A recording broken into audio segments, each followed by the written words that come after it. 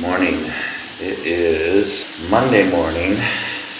Officially, these are our 7-day results. We're Monday, September 6th. Slide the scale out and see where we're at.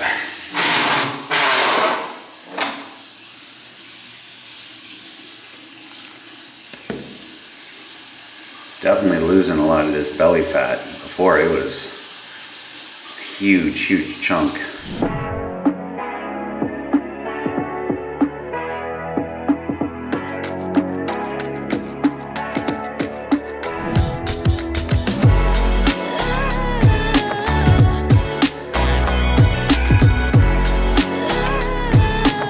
There you go.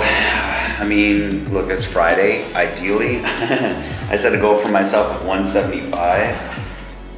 Sunday, I'm probably gonna hit 175. You know, gonna push a little bit. I think 3 weeks is reasonable, but past that, I don't think that'd be good because I'd probably end up losing way too much muscle because already losing fat so rapidly, depleting those fat stores, which is supplementing my calories, right? Being in a 50% calorie deficit, making up those calories somewhere, and it's called body burning fat as a source of fuel. So as you deplete those fat levels, pretty soon you're not gonna have much left over and it's gonna start burning muscle as fuel as well. So, and that's not ideal. I'm all for science here, making for a great case study. I don't mind losing a little bit of muscle because I know I can always, build it back. Muscle does have memory. You train the right way, eat the right way, it'll come right back. Okay, here we go. This is Sunday the 12th.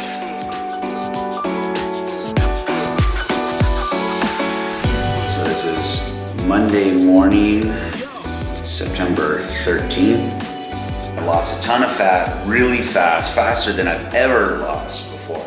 I don't think I've ever lost this much fat this fast with any kind of diet. Intermittent fasting, low carb, keto, you name them, I've tried them all. Never dropped weight this fast.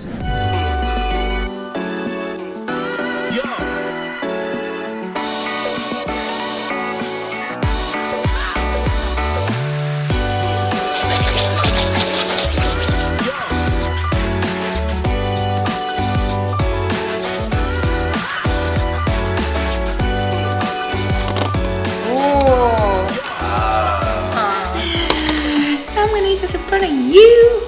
And then I'm gonna take a whole thing of maple syrup and go on top of it with butter. I'm just kidding. You probably will. All right, you're good to go.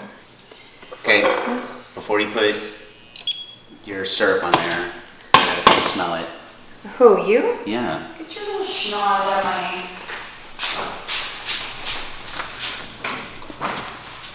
Can you smell it?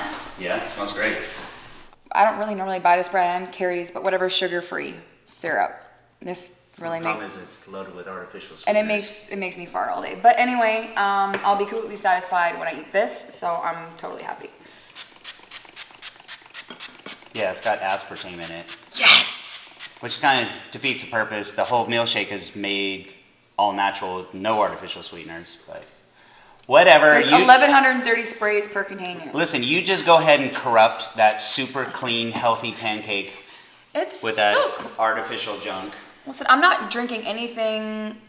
This is pretty much the only artificial sweeteners I'm having all day. Completely all day. So I'm not really, I don't drink Diet Coke or anything like that, or Crystal Light. This is basically it. And if I want it on my freaking flippin' pancakes, I'm gonna put it on my freaking flippin' pancakes. All right? Don't be jelly. Look away. Oh.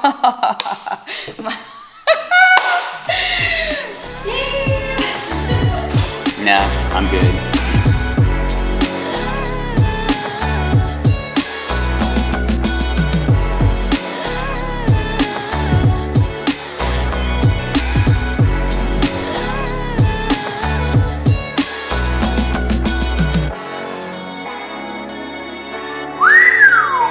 All right, here it is. This is final weigh-in. Heading over there to Nova Southeastern University.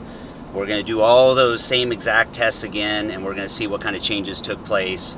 Body fat changes, lean muscle mass changes, any changes to my metabolic rate. this is the big test to see what happened after 3 weeks of a 50% calorie reduction, drinking only shakes, 5 shakes a day, every day. By the way, I've had over 100 shakes in the past 3 weeks. No solid foods. The shakes were fine. It wasn't as hard as I thought it would be. I actually didn't even get as tired of them as I thought I would. Wasn't really hungry the entire time. I wasn't tired. So all in all, I actually felt really good.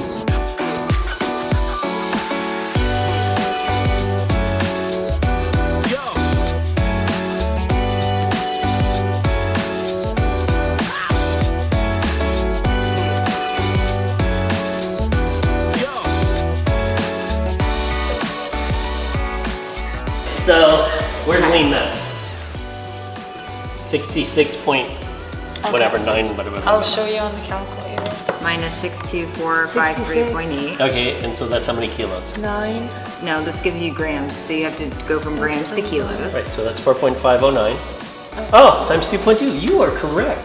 Yeah. That's it. Oh, but remember, we subtracted haven't water. subtracted water We yet. haven't subtracted water yet. Oh, okay. And the Oh, water. that I knew. But the math is right. Yeah, and the water is 7 pounds of water. So, How do you- 9 minus 7, so he lost 2. Oh, yeah. So 7 subtract. 7 pounds. So he lost 7 pounds of water. So 2.7. So he lost 2.7 pounds of lean body mass, which is likely skeletal muscle, unless he's liver shrunk or kidney shrunk or something. It The math doesn't serve any use. The math never adds up. doesn't It make never sense. adds up. Yeah. Because even if you cut calories, your body will adapt to the lower caloric intake. Right. Yeah, so it's not linear. It's not like, okay, well, I should keep losing fat. No, it's sort of like you lose fat and then it's like, Stops and then you Over a do period of something. time. yeah, then you gotta do something else. Which is why drastic cuts in calories. Remember how we were talking in the hallway that you think a moderate cut in calories is better? So not only, my personal opinion, but not only from adherence, but then also if you hit that plateau and you did a drastic cut of calories, well, your only option is to cut calories again. So if you've already cut them down to 1,200, and then what, you're gonna cut them down to 7? Right. So it's better to start with a smaller amount. That way when you keep introducing something different, you have some like wiggle room to work with. Yeah, I mean, obviously the sweet spot is, trying to either maintain or ideally increase lean muscle mass as you go along, which is obviously difficult to do in any kind of deficit, but But there's also an evolutionary drive to not gain lean mass because it serves no useful purpose. yeah, I tell people that all the time. It makes absolutely no sense. So it does. To be really lean, carrying around a lot of muscle, like if you're on Survivor, the TV show, you're the first out. Yeah, you're out of here. When you see me next time, I won't have the water loss. So I think that's going to be the interesting thing is the difference between fat mass versus muscle mass versus water, because water right now is very low. Yeah. 3 weeks from now, it's going to be higher. Yeah. And that actually registers as lean body mass. Right. If you guys want to try what I was drinking this is for, right. yeah, here I brought you guys some if you want to try it. Ah, you really Especially for you, it's plant-based. It's all natural. Yeah. Which See, one was the Flavia, best we take flavor? care of you. We take care of vegetarians too. All right, there you go. 3 weeks. All right, thank you so much. Thank you so much Appreciate for it. coming in. Thanks, buddy. Awesome. Yeah. Thank you so much. Thank you. All right, see you soon. If you factor in the amount of water lost versus, let's call it lean body mass, most of the weight that I lost outside of fat was just water. It wasn't even muscle. So really didn't lose muscle. My metabolic rate didn't change, so that's a good thing. So that kind of leads to the other takeaway, which is a lot of the weight that I lost was in water. And that's because by lowering my carbohydrates in this calorie deficit, as a byproduct, I was only getting 75 net grams of carbohydrates a day. That's low. It's not ketogenic low, but it's very low. And what it ended up doing is over the course of 3 weeks is I end up depleting my glucose stores. Your body stores glucose in your muscle and your liver as glycogen. And what happens is start depleting that. Well, when you deplete glycogen, you lose water because glycogen holds 3 times its weight in water. So think about it. You eat carbohydrates, your body turns into glucose, your body stores the glucose as glycogen in the muscle. That glycogen sucks water into it like a sponge, which makes your muscle bigger, fuller. So by dropping those carbs, you're dropping that water, which also means you're dropping muscle size. Did you lose muscle? technically not. To me, the definition of lost muscle is loss of muscle protein. Loss of, let's call it, cell volume within the muscle because we dropped water technically isn't losing muscle, because all I have to do is consume some carbohydrates, replenish those glycogen stores, and those muscles will fill right back out.